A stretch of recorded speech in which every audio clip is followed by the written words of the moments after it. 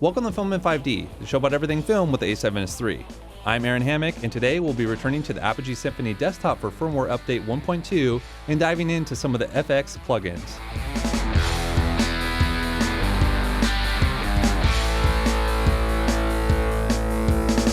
So I did a review on the Symphony Desktop over a year and a half ago, and it wasn't until just a few months ago that we finally got what I would call close to full functionality of the device with version 1.2 back in February.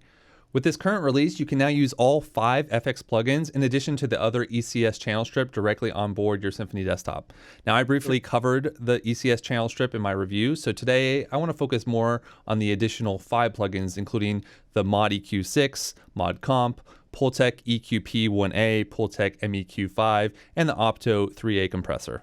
I'll be recording this entire episode with my Neumann U87 AI directly into my Symphony Desktop with no processing other than normalizing the audio to a reasonable level, which I'll put below me right now. And all of this will be just recorded directly into the program OBS live as I'm updating settings in the Apogee Control 2 app. You'll be able to hear those changes as I make them. Having said that, right now you're listening to my onboard DSP FX rack through the Apogee Symphony Desktop. And this is my signal chain, which includes both Pultec EQ plugins plus the Opto 3A compressor. Also, full disclosure, I've never worked for any significant amount of time with physical rack EQs and compressors that you find in studios, but I did my best to kind of fine tune them to my own voice, these plugins anyways, and with my microphone. So for sure, don't just copy and paste my settings. I'm going to be kind of going broadly over the different dials and stuff and what you maybe want to consider, but you're going to have to play around with it yourself to dial it in for your own voice and microphone combo. But without further ado, let's jump into our first plugin. All right, so let's jump right into the Apogee Control 2 software. As you can hear, we're already hearing my FX rack via the DSP. This is a nice kind of digital version of what you get on the touchscreen for the Apogee Symphony Desktop, but this is probably the best way to control this and really dial it in, though you can do most of what I'm doing directly with the device. For example, if you're working with an iPad Pro and you want to record directly onto that, you can avoid having to use this software and do it all on the touchscreen. But let's jump in. We're just going to be looking at one input today, one analog in. This is my mic. This is the Neumann U87 AI. It's on a mic analog level. I'm using the regular preamp. You can click this to see the different preamps. Of course, I'm going to cut out as I switch between them. I haven't messed too much with these other ones. You can hear this one has a lot of gain added to it, so you have to peel that one back a little bit. But here we go. That's what the regular one sounds like anyways. And then we're gonna go right down here to print FX. So if I just flick this on and off, so this is with that off, this is what my mic sounds like and my voice sounds like normally in my home studio with the current setup. And if I add the chain, this is what we got going on. So hopefully that sounds better to your ears, at least. It does to mine. It definitely makes it sweeten it a little bit. And kind of the whole point of doing this is to, one, if you do common EQs and compressions to your voice after you make a video or record a podcast, this kind of skips that step. So you can do it all up front. It's the opposite of recording raw. It's you're adding it, all the settings in, all the sharpness in, all the contrast in before you even start recording the audio. So it's not going to work for everybody, but for example, if you're live streaming, or if you have a really tight turnaround on a podcast, or you're doing videos, cranking out videos daily, and you don't want to have to add and fine tune the audio every single time, this is a great solution for that. So we're going to go ahead and click into the FX rack here, and we're going to see what I currently have going on. So this is my current set, different plugins I have. We already talked about the preamp. We start with the Pultec EQP-1A. So this is going to be focused a little bit more on the low end boost and the high end boost. And we can turn that on and off just to hear what that's doing. So it's a little bit more of a presence boost and a little bit on the high end. And there you go. That's what that sounds like. And then we move over to the mid-range focused Pultec, which is the MEQ-5. And by the way, all 5 of these come in the same pack. I think it's about $100 to get these. This one's a little bit more mid-range focused, so I actually attenuate a little bit, 1,000 hertz range here with my voice, and I boost a little bit of the peak. And so that's what you get. So if I turn this one on and off, hopefully we're taking a little bit of a frequency that I don't like as much away from my voice and adding a little bit on the high end. And hopefully you can hear that sound as I turn this on and off. And there you go. And by far my favorite plugin is the Opto 3A. So you can use regular compressors, you can use EQ, kind of waveform graphs, which we'll dive into. But essentially these are emulators. These are going to emulate very well-known physical devices that in some cases like the Pultecs are still made to this day, but it's going to give you a very unique sound. And that's particularly good when you're talking about recording guitars, some vocal things. In this case, it's sexy. I want to use it. You don't have to use it. You can definitely use something that's a little bit more precise and a little bit more mechanical in nature, but this is more industrial in nature, and this is going to it's like the difference between shooting on film and digital. You can shoot on digital. Most people do these days. I do these days, but sometimes you might want to shoot on a particular type of film or a particular type of film camera to go for a certain coloration of what you're trying to represent with your film. The same thing's true with audio. So that's why we're using the Opto 3A. Don't want to go too much into this. We'll take each of these one at a time, but I'm just going to turn this on and off for you. So this is with the compressor off, and this is what it sounds with the compressor on. So hopefully it sounds a little bit more, it sounds probably less natural, but it evens out in terms of the dynamics of my voice, and it hopefully makes me sound a little cooler, but let me know in the comments below what you think. And down here, so with my 3 plugins right here, which you can have up to a total of 4, I have a 24% load on my DSP. So that's the onboard processor unit that comes with the Symphony Desktop, which is one of the big selling points of being able to run all these FX. And you kind of get the same thing with the Universal Audio, Apollos and such, where you can run a lot of it on the device and thus take that processing need away from your computer, so your computer can focus on other stuff. Like if you're live streaming on Twitch and you're recording in OBS and you're playing video games and all this stuff. So this is just one less thing that your computer has to process, which is really nice. And you're probably not going to ever load this up with 1 or 2 inputs. Like I said, you can only do four effects per input. But the moment that you start using different opticals ends and you're using that, and you got a bunch of different, let's say you're recording a band or something, and you got a bunch of different lines coming in through a different mixer, then you're, or a different recorder, then you're gonna start to overload it a little bit. But for daily use, you're not gonna ever overload it. But let's jump right back in. Now I'm gonna turn these off, and I want to look at each of these one at a time. And I don't want to lose the settings I have here too much, so I'm just going to open a new one each time and see what those are doing. So I mentioned the ECS Channel Strip. I did touch on this, controlling it via the Symphony Desktop in my original review video. It hasn't changed at all. You can change it from either EQ on or off, and it has a compressor built in. So if you want a one-stop shop for everything, this is great. You can change even the Q ratio here in terms of like how sharp and how wide your boosting or your attenuation will be. For this tool, you can actually do both. So you can attenuate here to the left and you can boost to the right. So in this case, we're doing like a presence boost at 120 hertz of my voice, and you can hear it getting deeper and more pronounced in the low ends, and then less so as we go this way. And same for the high ends. You can boost the high ends and it'll sound a little bit more crisp, but a little bit more harsh. Or we go down this way and it sounds a little bit more muddled. And so you can kind of fine tune that for yourself. Same thing for the mid range. You can also do compression, which I really like. So I typically like to set my compression ratio at around like 8. So that kicks in, leave it at around 3:1, leave it completely wet. You know, you can do a little bit of a balance if you want, if you want to be a little bit more seamless. But typically I'll just crank that all the way up to wet. And here you can change the order of what happens first, you know, EQ or compression. Typically I always do EQ first. Compression is the thing that you always typically want to do last. So moving on from the ECS channel strip, since we already covered that a little bit in the original review video. By the way, click the link up there if you didn't see that video. I'll also have it at the end of this video.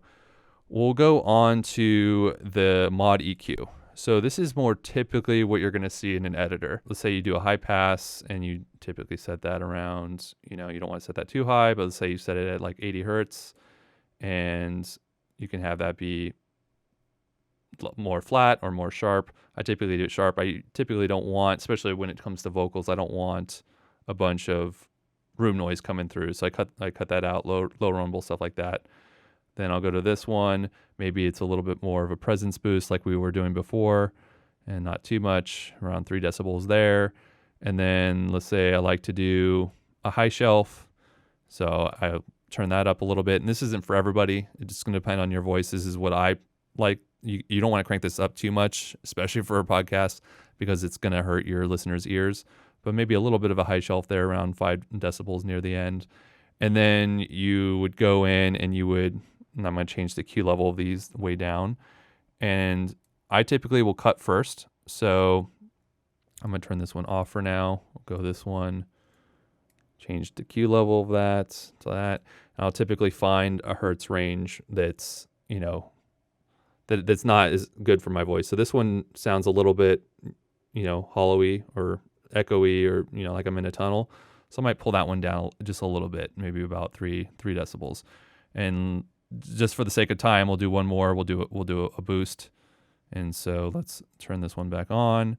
Let's find a one that we like. So we're listening for a frequency we like. You don't want to boost it up too much. I wouldn't ever go past kind of -9, -10, or +10, +9 decibels. But just find a frequency that you like the sound of your voice. So right there, it's sounding pretty good. And then I'll typically widen this a little bit. So there's a little bit of a bump there, and maybe lower this one a little bit. And so if we turn this on and off, we can hear the difference. And that was just a quick kind of what I generally would do with my voice.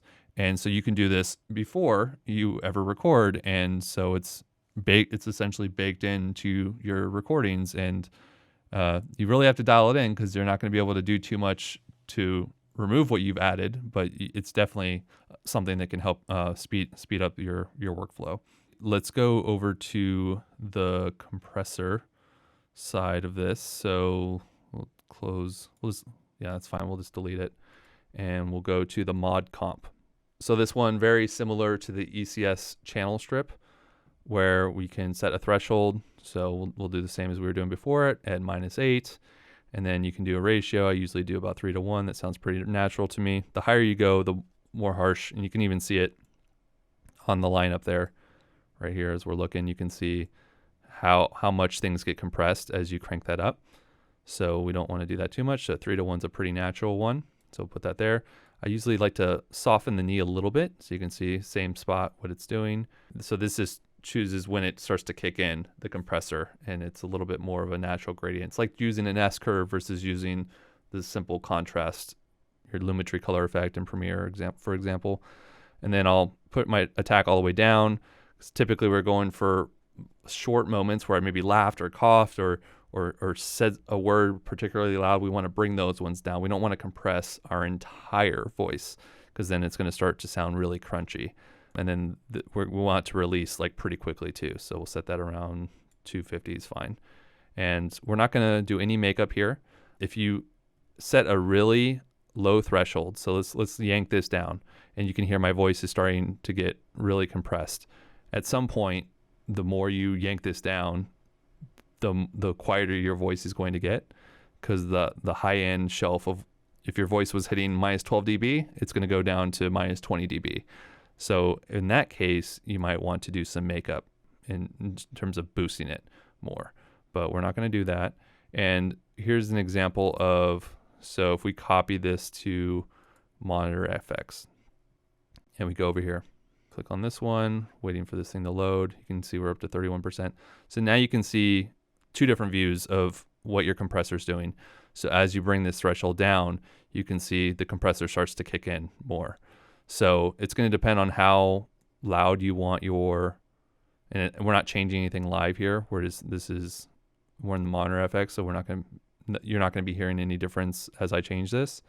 But when we go back to the Print FX, as you change this, you will be starting to kick in the compressor as you get above that threshold.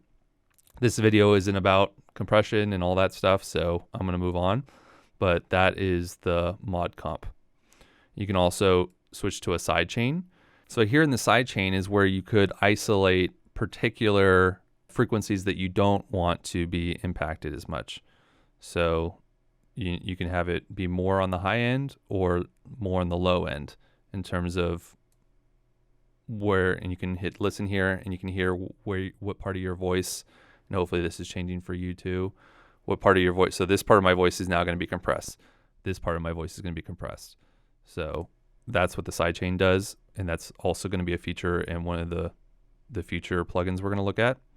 But for now, that is a brief rundown of ModComp. Close that one. So we looked at Mod EQ, we looked at the ECS Channel Strip, we looked at ModComp.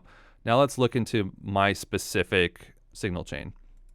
So this is based on an actual physical device that still is made today, the Pultec Program Equalizer EQP-1A. This is focused particularly on the low end and the high end. And so in this case, we are boosting by 3 and we're attenuating by 4. They recommend in the manual that you play with both, that you don't just boost and you don't just attenuate, but you can essentially, if there is a frequency. So let's say that you wanted to do essentially a high pass filter. You wouldn't really do it with this one, but you could essentially set this to 60. And you could put this down to 0. And we're going to turn this on live so we can hear what's going on with this. And you can attenuate this, and that would cut the 60 hertz frequency out of your voice. I don't want to do that in this case. In this case, I want to boost. So we'll set this to 0 and we'll start boosting it. So you're going to hear my voice get much more present, much deeper, and to the point where it gets annoying. And once it gets annoying, you want to pull that back a little bit. We're going to go right around 4 here. And then we're going to also keep talking while we do the attenuation, and doing a little bit of each can create some cool effects, but you don't necessarily have to do it. So in this case, I'll just leave it at 0. I got a boost. I'll pull it to 3.5, and there's that. And for the higher frequency, so right now we're set at 8 kilohertz. So this is kind of emulating that, if we pull that back up, that high shelf that we did over here with the Mod EQ. I'm going to turn this off. So if we wanted to emulate that starts usually around 8 kilohertz for my voice. You could do that same thing here. And it's again, a less precise version, or more precise if you want to think of it that way, because you have to stick to a specific frequency, and you can't really play with the curve. It's not as natural of a curve, but it does add more uniqueness to your signal chain. So in this case, I don't want to boost it too much. Let's go pull this down, and we'll go somewhere. So we're going to go Sally sells seashells by the seashore. Sally sells seashells by the seashore. Sally sells seashells by the sea. So you can hear how harsh it's getting right here. So we don't want to do that. So we're going to pull that back a little bit. Around 6 is fine. And then if we can play with the attenuation and see what that's doing, Sally sells seashells by the seashore. Sally sells seashells by the seashore. So we're just going to leave the attenuation off. They recommend that you play with both. I find with voices anyways, you're going to want to just stick to a boost or an attenuate, not both. And you can also change the bandwidth. So what the bandwidth is this value. So let's pull this one here. Reset this one, turn that off. Is your Q value. So how sharp it is and how wide it is. As a general rule, I cut sharp and I add wide. So if it's a frequency I like, I'll add it in and have it be a little bit more of a curve, so it's a little bit more natural of a boost. And if it's something I want to cut, it's going to be really sharp. It's a frequency that I specifically don't like, and I'm going to cut that one. So the bandwidth, if we go sharp, then both of these, and this is for the low end and the high end, you can probably hear the difference it sounds in my voice. It sounds a little less natural. As we go this way, it sounds a little bit more natural. And the reason I'm cool putting this at a 7, for example, is because we are boosting. We are not attenuating. If you are attenuating, then you're going to want to go probably on the sharper end. At least that's how I do it. But let's just turn this on and off and see what it's done. Off, this is what it sounds like off, and this is what it sounds like on. So out of all the EQs, I probably like this one the best, because for me, I typically want to focus, at least when I'm in a rush, on the low end presence of my voice and the high end sharpness of it. I don't want it to be super muddled. I don't want it to be down here where it's, less crisp. I want it to be up here so you can kind of hear my voice, but I don't want it to be overbearing to the point where you don't want to listen to my voice, especially since my voice is very sibilant, as you can probably hear. But this does add a lot of character to my voice. But we're gonna leave this one on. So as we go down the signal chain, we'll leave each one on. And I pretty much cover everything here. And we go to the more mid-range focus Pultec, which is the MEQ-5. And in this case, you could see the current settings I had. We'll turn those on. And we can reset all these for now. So you can also do some low-end work here down to 200 hertz. Not super low-end, not as low as the other one, but you can do it if you want. In the case of my voice, we looked at the EQ that we did before. It's not here anymore, but I don't really boost too much other than the very low end of my voice. I don't boost too much in the low end. So in this case, I'm not going to boost at all. I'm just going to leave this at 0. Now, the dip. So this is the typically the frequency in your voice that's the most annoying. There can be many frequencies. This doesn't have to just do with voice either. It can be strumming a acoustic guitar. It could be any number of instruments, singing, whatever. There's some frequencies that certainly with certain mics, and especially with cheaper mics, where it's just a harsher frequency, doesn't sound good to your ears, and so you want to cut it away. So in that case, for me, I chose the 1 kilohertz, the 1000 hertz range. And this is very precise. You can only go from 200 to 7,000, but you can only go by increments of this much. And you can hear as my voice will change as I go through these once I put the dip up. So let's crank that dip up and we'll go through the ranges, and you can hear how my voice changes based on this. So it's pretty harsh. None of these sound particularly good because I'm cutting a lot, but if I had to say, I'd say the one that sounds the best and the most natural is the 1,000 to 1,500 range right here. And so I'll just pull that back a little bit, pull that to around 4, and there you go. So that's, again, if you're looking on here and we added this in and we cranked the Q up there and we were finding a specific frequency.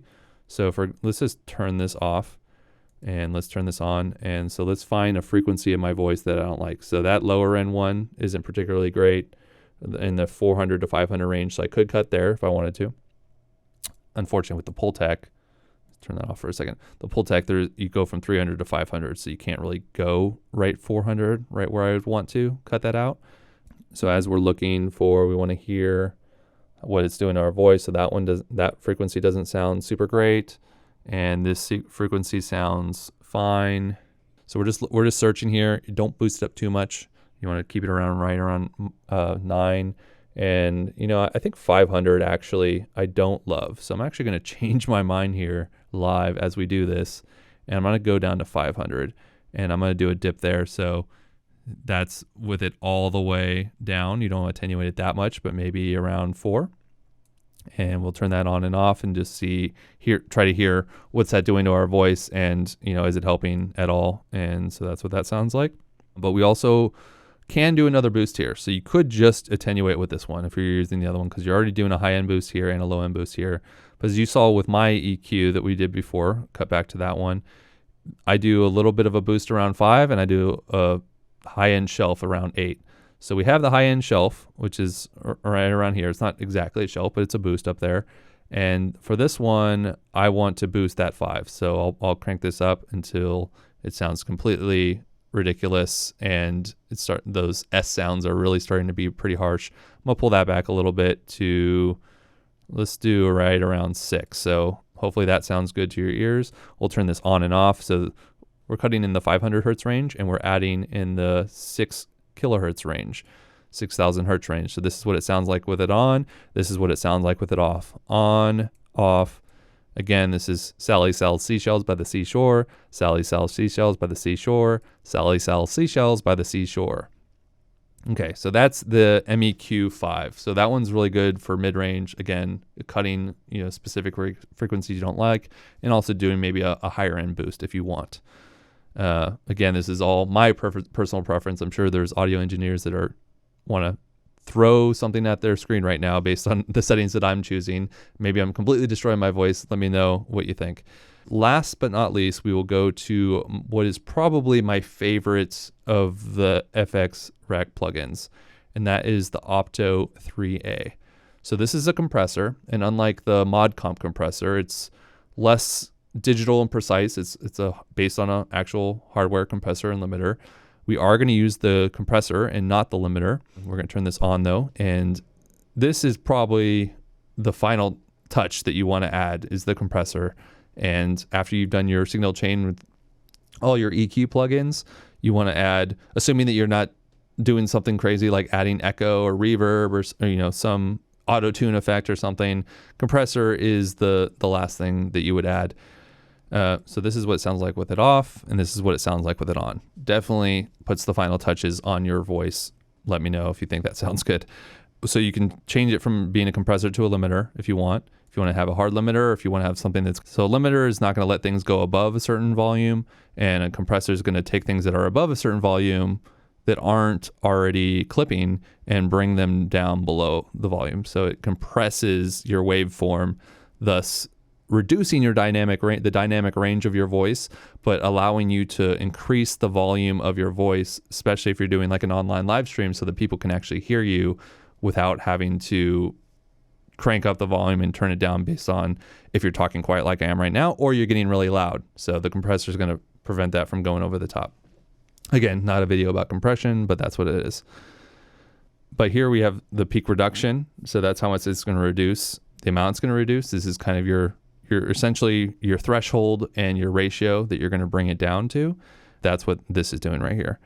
But I want to bring your attention to the side chain here.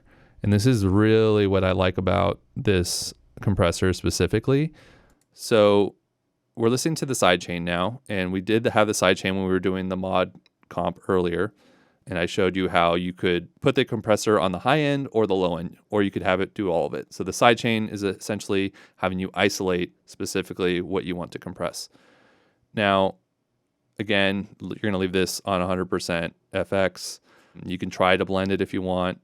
You can hear that what it's doing, how much of my voice is being affected. Now the whole range of my voice is being affected. Whereas if we turn this to FX, it shows that only that higher end of my voice is being affected. The low end is not being compressed as much, which is what we do here with the high pass. So the high pass, if you bring this down, now the deeper part of my voice is in. And if we bring this back up to where it was, now that lower end of my voice, the deeper side of my voice, is not going to be affected. So what you're hearing right now, that's not the final output. That's just, we're isolating that with the sidechain listen here. And same thing. So if this is the low end, then this is the high end here. So if you boost this, then the higher range of your voice is going to be compressed. If you cut it, now the lower side of your voice. So what you're hearing, the part of my voice that you're hearing right now is what's actually going to be compressed. So I typically think that when you start doing EQ and you start boosting stuff, that the higher end of your voice can get a little bit gritty, a little bit hard to listen to, kind of like nails on a chalkboard type stuff. So I like to compress the higher end of my voice versus the lower end of my voice. So that's why we have a high pass here where it's cutting out that low end. And so if we click this out, now you can hear what it's doing. And if you start boosting this up, you can hear how it changes and how when you cut it away, what the compressor does and how that changes. The best way to kind of illustrate this is if I really crank up this peak reduction. Let's crank it up to 7. So now we're at 7. I'm gonna have to boost this up to compete with it. So that now we're at 6.5. Now you can start to hear my breath. Like you can start to hear background noises a little bit. So it's getting really crunchy in there. But we can start to hear what happens when I boost it up. Now we're compressing the full range of my voice other than the low end. And if we cut this, now we're compressing only kind of the middle range of my voice. And if I start saying Sally sells seashells by the seashore, Sally sells seashells by the seashore. So here the compressor is going to be more sensitive, and we'll turn the compression down a little bit. The compressor is more sensitive to the high end range right now, And if we go down here, it's going to be more sensitive to kind of the mid-range. And that doesn't sound terrible right there. I'm going to put mine right here, and that's what that sounds like. And again, with the lows, now it's hitting the full range of my voice. If I do the high pass here, it's not going to be compressing that low end of my voice. So this is what it sounds like with the compressor off, and this is what it sounds like with the compressor on. We're going to pull this back to a reasonable gain and peak reduction. So again, this is what it sounds like when it's off. This is the Opto 3A compressor off, and this is the Opto 3A compressor on. So there you have it. That's my signal chain. I still have to dial it in. It's not perfect yet, but I am excited to use this more and more. I unfortunately haven't been using it as much. I haven't been doing as many Zoom calls. I've been doing a lot less meetings. So I haven't been doing less YouTube videos. So I haven't really had too much need to use the Apogee Symphony Desktop and the Neumann U87 for any videos or audio recordings or anything like that. But hopefully that was informative for you. All right, so there you have it. Let me know in the comments below if you wish you could use any of these FX plugins within your own signal chain, and links for the Symphony Desktop are in the description below, and I'll see you in the next one. If you're not subscribed, click the button on screen and hit the bell to receive notifications for whenever I release a new video. If you want to learn more about audio devices like the Apogee Symphony Desktop, visit my blog on my website at finland5d.com. Thanks again for watching.